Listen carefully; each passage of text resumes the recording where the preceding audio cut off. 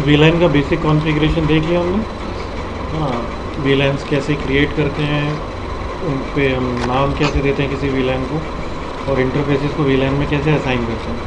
साथ ही साथ हमने देखा कि जो स्विचेस के बीच का कनेक्शन है ना, तो ये जो इंटरफेस है ये ट्रंक कैसे क्रिएट करेंगे हम, राइट। स्विच का जो इंटरफेस है वो यहाँ तो एक्सेस मोड में काम करेगा या ट्रंक मोड में काम करेगा। मतलब स्विच के इंटरफेसेस पे दो ही तरह के डिवाइस आएंगे, या तो आपने पीसी कनेक्ट किया या स्विच टू स्विच कनेक्शन किया। मतलब यहाँ पे कहने का मतलब ये है कि या तो स्विच इंटरफेस पे वीलाइन टैगिंग करेगा या नहीं करेगा। अगर वो वीलाइन टैगिंग नहीं कर रहा है तो इंटरफेस जो है वो एक्सेस मोड में है, और अगर वीलाइन टैगिंग कर रहा है तो ट्रंक मोड है। लेकिन ये भी हो सकता है कि जो इंटरफेस है वो ट्रंक मोड में है फिर भी टैगिंग नहीं हो रही है। ऐसा कब होगा? जब वो अनमैनेज्ड जब आप इनकैप्सुलेशन ट्रंक पे यूज़ कर रहे हो .1 क्यू, और जो वीलाइन है वो नेटिव वीलाइन, क्योंकि नेटिव वीलाइन में टैगिंग नहीं होती है ना, टैग नहीं लगाता वो। ठीक है, तो स्विच का जो इंटरफेस है हम कह रहे हैं कि वो दो ही मोड्स में काम कर सकता है, जो कि या तो एक्सेस होगा या ट्रंक मोड होगा। स्विच का इंटरफेस एक्चुअली जिस मोड में काम कर रहा है ना, उसको हम कहते हैं इंटरफेस का ऑपरेशनल मोड, राइट। जबकि स्विच पे जो मोड आप कॉन्फ़िगर कर सकते हो वो दो से ज़्यादा हैं, और उनको हम कहते हैं एडमिनिस्ट्रेटिव मोड, राइट। तो अगर हम बात करें स्विच के इंटरफेस के मोड्स की, है ना,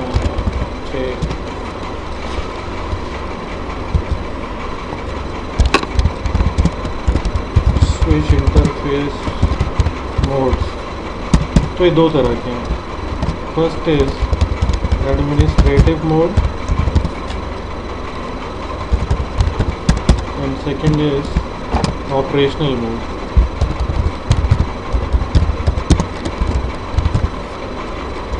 एडमिनिस्ट्रेटिव मोड का मतलब है वो मोड्स जो आप एक्चुअली में कमांड के थ्रू कॉन्फ़िगर कर सकते हो, राइट। ये चार हैं administrative mode. First is dynamic auto, second is dynamic desirable, third is trunk and fourth is access. और स्विच पे जब कॉन्फ़िगरेशन करो किसी इंटरफेस पे, तो उस इंटरफेस का मोड या तो हम एडमिनिस्ट्रेटिव जो हम कॉन्फ़िगर कर रहे हैं, या तो हम डायनामिक ऑटो रख सकते हैं, या डायनामिक डिज़ायरेबल, या ट्रंक, या एक्सेस, राइट। आप कॉन्फ़िगरेशन में इन चारों में से कोई भी मोड दे दो, लेकिन फाइनली स्विच का जो इंटरफेस है वो या तो ट्रंक मोड में काम करेगा या एक्सेस मोड में काम करेगा। तो जो एडमिनिस्ट्रेटिव मोड्स हैं वो चार हैं आपके पास, है ना, जो हम कॉन्फ़िगर कर सकते हैं। लेकिन स्विच एक्चुअली में ट्रंक या एक्सेस इन्हीं दो मोड्स में काम करेगा। अब इन डिफरेंट मोड्स की मीनिंग क्या है, तो एडमिनिस्ट्रेटिव मोड्स देखते हैं। स्विच का इंटरफेस अगर एक्सेस मोड में, एक्सेस मोड का होने का मतलब है कि स्विच जो है इस इंटरफेस पे कभी भी ट्रंक इस्टेब्लिश नहीं करेगा। Prevents the use of trunking, making the port always act as an access या नॉन ट्रंकिंग पोर्ट, है ना। जैसे दो स्विचेस हैं, दोनों स्विचेस में से किसी एक स्विच का इंटरफेस जिनसे वो आपस में कनेक्ट हो रहे हैं, किसी एक स्विच का इंटरफेस अगर हमने उसका मोड सेट कर दिया एक्सेस, तो दोनों स्विचेस के बीच में ट्रंक नहीं बनेगी, क्योंकि जिस स्विच के इंटरफेस पे आपने उसका मोड एक्सेस सेट किया वो इंटरफेस कभी भी ट्रंक मोड में नहीं जाएगा, राइट। इसी तरीके से अगर किसी इंटरफेस का मोड हमने सेट किया ट्रंक, तो ये हमेशा ट्रंकिंग यूज़ करेगा, है ना। ये ट्रंक के लिए हमेशा तैयार है, ऑलवेज यूजेस ट्रंकिंग, राइट। तो बाकी फिर हमारे पास ये दो मोड्स और हैं, डायनामिक डिज़ायरेबल और डायनामिक ऑटो। ये क्या है, इसमें हम स्पेसिफिकली या स्टैटिकली कोई मोड सेट नहीं कर रहे हैं। जैसे आपने किसी इंटरफेस का मोड अगर एक्सेस दे दिया तो इंटरफेस हमेशा एक्सेस मोड में काम करेगा। किसी का मोड अगर आपने ट्रंक सेट किया तो ये हमेशा ट्रंक मोड में काम करेगा। लेकिन जब हम डायनामिक डिज़ायरेबल या डायनामिक ऑटो सेट करते हैं स्विच के किसी इंटरफेस का मोड, तो हम नेगोशिएशन पे छोड़ रहे हैं। मतलब हम यहाँ पे कह रहे हैं कि दोनों स्विचेस जो हैं वो आपस में तय कर लें, या जो स्विच है, स्विच के उस इंटरफेस से आप जिस डिवाइस को कनेक्ट कर रहे हो, स्विच और वो डिवाइस आपस में नेगोशिएट कर लें कि ये जो इंटरफेस है ट्रंक मोड में काम करेगा कि एक्सेस मोड में काम करेगा। मतलब हमने नेगोशिएशन पे छोड़ दिया, हमने खुद सेट नहीं किया कि इस पे एक्सेस मोड में काम करना चाहिए या इसको ट्रंक मोड में काम करना चाहिए। तो फ़र्क क्या है दोनों में, डायनामिक ऑटो में और डायनामिक डिज़ायरेबल में? Dynamic auto passively waits to receive trunk negotiation messages at which point the switch will respond and negotiate whether to use trunking and if so the type of trunking. Dynamic auto में क्या है, जो switch है ये trunk बनाने की कोशिश नहीं करता है ना, मतलब एक्टिवली खुद कोशिश नहीं कर रहा। मतलब अगर आपने इसके साथ एक दूसरा डिवाइस कनेक्ट किया, जैसे हम यहाँ पे कहें हैं इस फिगर में कि ये जो हमारा स्विच है इसका ये जो इंटरफेस है, अगर इस पे हमने इस इंटरफेस का जो मोड है वो सेट कर दिया डायनामिक ऑटो, तो ये स्विच क्या करेगा, ये वेट करेगा, ये खुद ट्रंक बनाने की कोशिश नहीं करेगा। ये वेट करेगा कि अगर कोई दूसरा स्विच मुझसे कहता है कि ट्रंक इस्टेब्लिश करो तो ये रिस्पॉन्ड करेगा, है ना, तो ये तैयार हो जाएगा कि हाँ ठीक है ट्रंक बना लेते हैं और ट्रंक बन जाएगी। लेकिन ये खुद कोशिश नहीं करेगा ट्रंक बनाने की।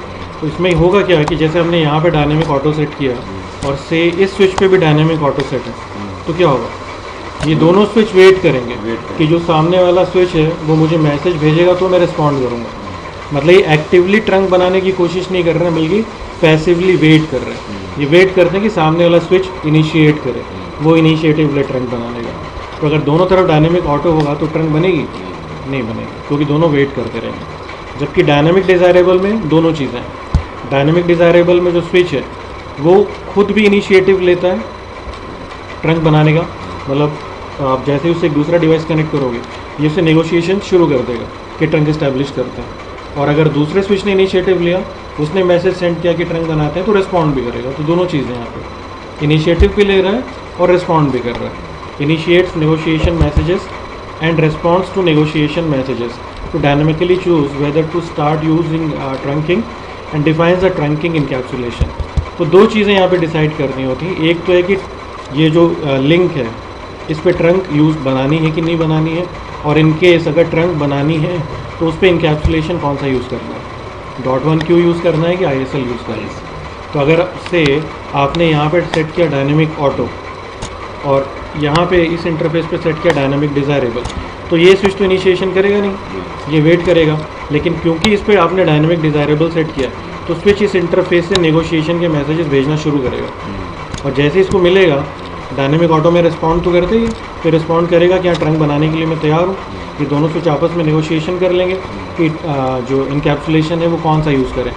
क्योंकि ये 2950 सीरीज़ के स्विचेज़ हैं, इन पर ISL होता नहीं है, सिर्फ .1q है, तो इनकैप्सुलेशन जो है वो भी .1q सेट हो जाएगा, राइट।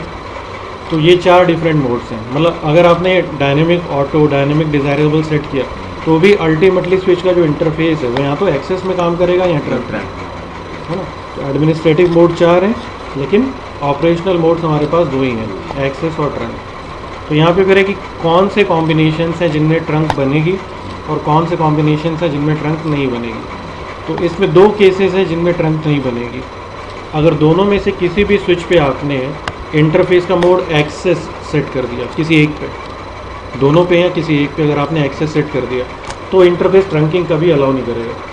तो दोनों स्विचेस के बीच ट्रंक इस्टेब्लिश नहीं होगी, मतलब राइट। और सेकंड केस है अगर दोनों तरफ डायनेमिक ऑटो, अगर दोनों तरफ डायनेमिक ऑटो तो क्या होगा, दोनों वेट करते रहेंगे, ट्रंक तब भी नहीं बनेगी।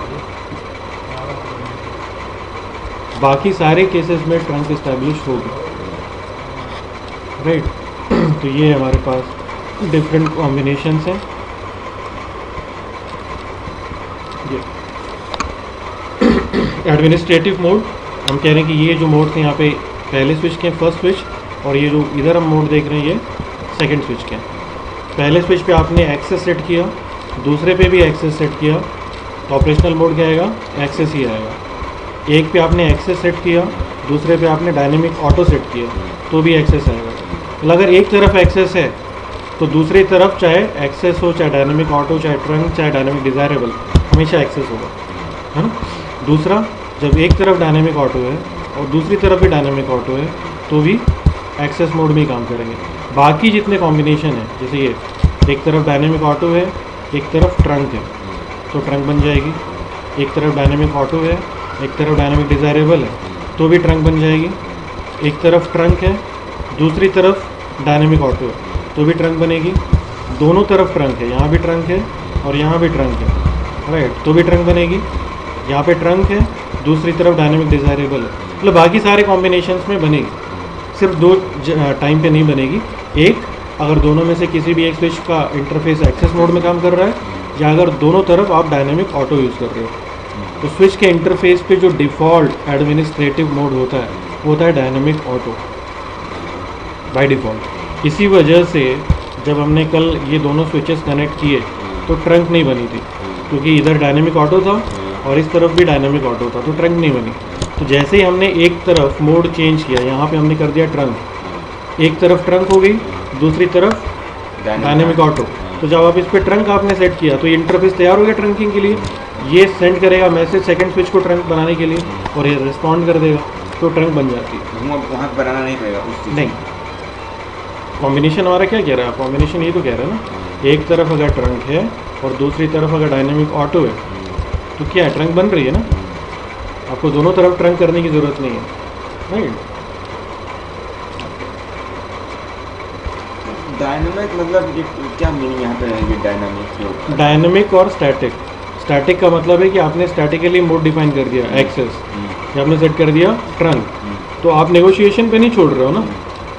आपने तो पहले सेट कर दिया कि भाई आप एक्सेस अगर सेट कर दिया ट्रंक कभी नहीं बनेगी, ट्रंक अगर सेट कर दिया ट्रंक हमेशा बनेगी। डायनेमिक में क्या है, डायनेमिक में नेगोशिएशन है। अगर आपने दो स्विच के उस इंटरफेस से जिस पे आपने जैसे डायनेमिक ऑटो सेट है, तो उसमें क्या है, इसका फ़ायदा क्या है डायनेमिक ऑटो का, डायनेमिक ऑटो आपने यहाँ पे लगा रखा है, राइट। अब इससे अगर आप पीसी कनेक्ट कर दो तो क्या होगा, पीसी तो यहाँ पे मैसेज भेजेगा नहीं ट्रंक बनाने के लिए, तो ये इंटरफेस एक्सेस मोड में ही काम करेगा। इधर क्या है, इधर दो स्विचेज है, स्विच टू स्विच। अब यहाँ पे दोनों तरफ डायनेमिक ऑटो तो ट्रंक यहाँ भी नहीं बनती, लेकिन अगर डायनेमिक डिज़ायरेबल होता है यहाँ पे, है ना, तो यहाँ पे क्या, यहाँ डायनेमिक डिज़ायरेबल, यहाँ पे डायनेमिक डिज़ायरेबल, ट्रंक बन जाती। यहाँ पे डायनेमिक डिज़ायरेबल, लेकिन यहाँ पे क्या, यहाँ पे पीसी है, स्विच तो है नहीं, रिस्पॉन्ड करेगा नहीं, तो ये एक्सेस में काम करता है। तो आपको स्टैटिकली डिफाइन करने की ज़रूरत नहीं पड़ती, स्विच अपने आप डिसाइड कर लेता है। स्विच से आप स्विच कनेक्ट करते तो ट्रंक बन जाती, स्विच से पीसी कनेक्ट करते तो एक्सेस मोड में काम करता है ना। तो आपको हर इंटरफेस पे जाके कॉन्फ़िगरेशन करने की ज़रूरत नहीं थी, अदरवाइज़ हमें क्या करना पड़ता, इंटरफेसेस में हम जाके लिखते पीसी कनेक्ट किया है तो ये एक्सेस मोड में काम करे, स्विच कनेक्ट किया है तो ये ट्रंक मोड में काम करे, है ना। तो ये हमें करने की ज़रूरत नहीं पड़ेगी, क्योंकि हम नेगोशिएशन पे छोड़ रहे हैं।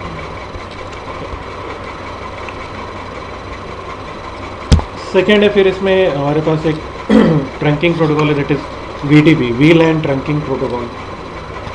कल हमने जो कॉन्फ़िगरेशन किया था उसमें हमारे पास दो स्विचेस थे, राइट, और हमने कहा कि जो स्विच पहला स्विच हमारा स्विच 1, इस पे वीलैन 2 है, वीलैन 3 इसका नाम सेल्स है, इसका नाम रिसर्च है 3 का। जब हमने सेकंड स्विच पे कॉन्फ़िगरेशन किया तो जो वीलैंस हमने यहाँ पे बनाई थी वहीं सेम वीलैंस हमें यहाँ पे भी बनानी पड़ी सेकंड स्विच पे, राइट। अब अगर ये 2 की जगह से हमारे पास 2 से ज़्यादा स्विचेस होते और जो नंबर ऑफ़ वीलैंस है वो भी 2 से ज़्यादा होती, है ना। जैसे हमने कहा कि हमारे पास 50-20 वीलैंस हैं, डिफरेंट वीलैंस, और सबके अपने अपने नाम है ना, और से हमारे पास स्विचेस भी कई सारे हैं, राइट। तो आपको क्या करना पड़ेगा, हर स्विच पे जाके वीलैन क्रिएट करनी पड़ेगी, उसको नाम देना पड़ेगा, है ना, वही सेम वीलैन नंबर, वही सेम नेम। लेकिन अगर आप वीटीपी यूज़ करो, वीलैन ट्रंकिंग प्रोटोकॉल, तो उस केस में हम क्या करते हैं कि एक स्विच पे आपने वीलैन बनाई और बाकी सारे स्विचेस पे इन्फॉर्मेशन ऑटोमेटिकली जो है शेयर हो जाती है।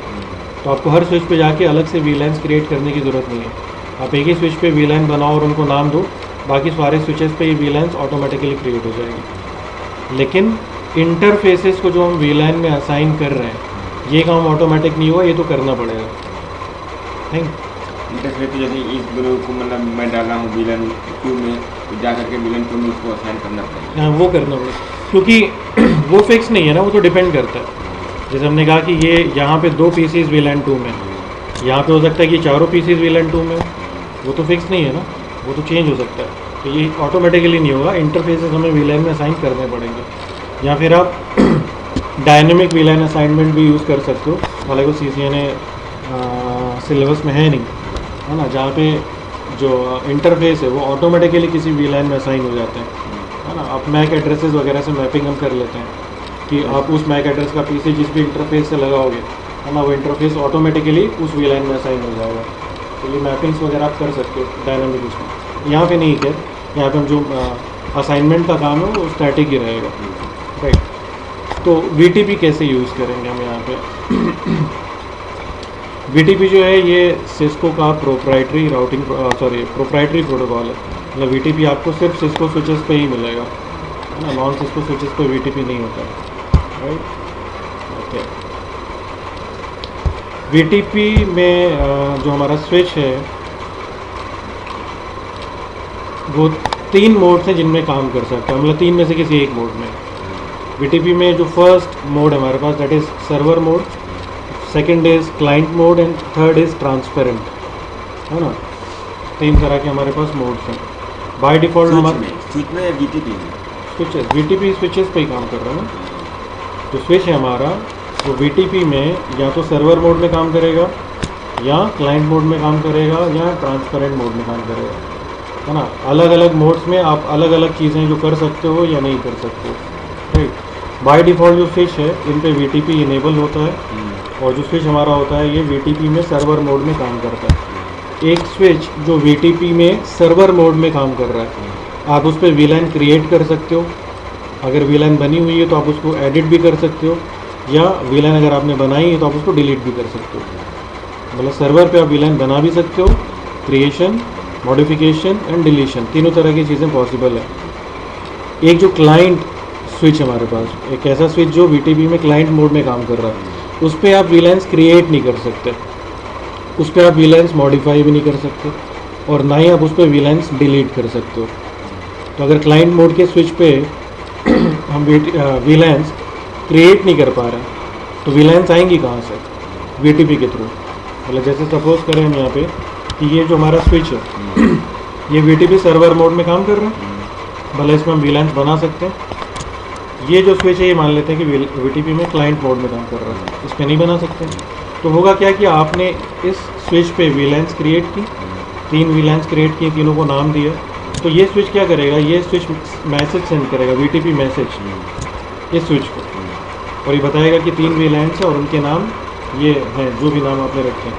तो जो ये मैसेज जैसे ही स्विच को मिलेगा, ये VLANs इस स्विच पे ऑटोमेटिकली क्रिएट हो जाएंगे। मतलब आप यहाँ पे कंसोल से जाके यहाँ पे VLANs नहीं बना सकते। VLAN कमांड आपने लिखी VLAN 2, VLAN 3 और नेम कमांड से, ये नहीं हो पाएगा क्लाइंट मोड पर।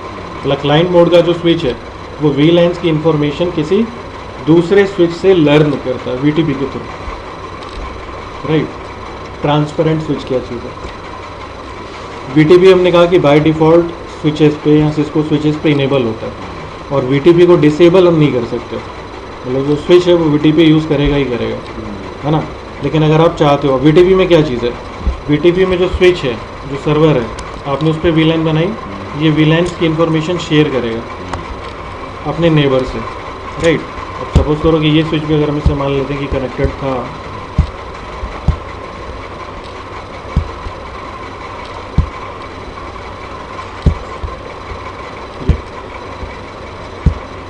राइट। तो इससे कि ये जो हमारा स्विच है ये काम कर रहा है सर्वर मोड में, जो हमारा सेकंड स्विच है ये काम कर रहा है क्लाइंट मोड में, और ये जो थर्ड स्विच है